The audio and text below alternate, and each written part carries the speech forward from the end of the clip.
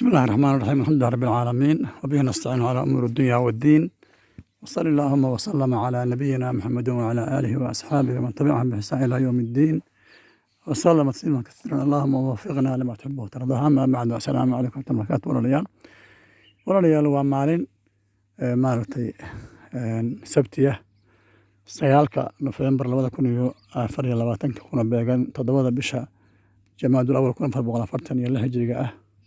waa Balli Busle meeshu oo ka mid ah gobolka Mudug. halkan labadan tiir ama labadan geed oo arkaysaan, geedkan qallalan aad u jeedaan iyo geedka kale oo qallalan isaguna aad u jeedaan oo halkaa gaarsiisan. waxaa la oran jiray laba geed bay ahaayeen oo la oran jiray mirmiriyaal la oran jiray, oo la oran jiray mirmiriga Cabdi Yacquub baa la oran jiray. يعني waqtigaas anigu kolay 70 xoogaagii iyo 1970 xoogaagii iyo magaalada iyaga ka muuqan jiray sida hadda biraha golis anteenadeeda oo kale iyo samtel iyo ay u muuqdaan oo meel fog looga soo fiiriyo ayaa magaalada qof ku soo socdaa ama qofkii hadda dayooba wax ka dhan waaya oo iyaga soo raaci jiray. maantana waa kaas, yani Cabdi Yacquub Allah u naxariisto, jannadina Allah ka waraabsho. runtii dhakhtarna waa ahay, abaal badan buu nagu leeyahay. oo marba gacanta bidixda ka jabo oo kabay Soomaaliya kabay, jannadina Allah ka waraabsho. yani dhulka isagaa lahaan jiray. marka waxaan ka wadaa adduunyo waa taa sida geedahaasi ay u qallaleen mar caanka ahaan jiray oo la oran jiray mirmiriga Cabdi Yacquub baa adduunyoo dhan u dhammaanaysa. saasay adduunyo u dhammaanaysa. qof walbow waxa weeye ilaahay ka baq. saasaadna adduunyada tan waxa weeye wax lasii joogaya maaha. kullu man calayhaa faan ويبقى وجه ربك ذو الجلال والإكرام.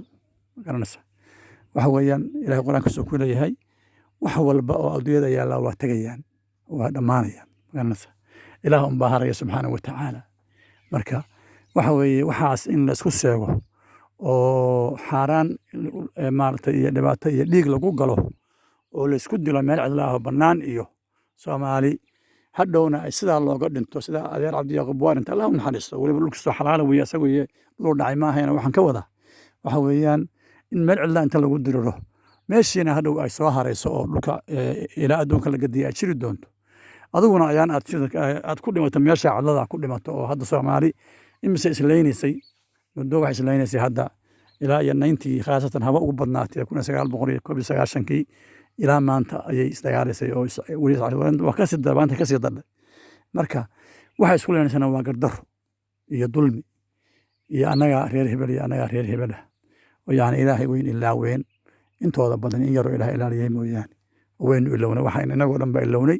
ilaahay inuu toobadkeena marka u noqono oo saasaynu u dhamaanayna uga tagaynaa. weliba maartay god baa ina gelinayaa.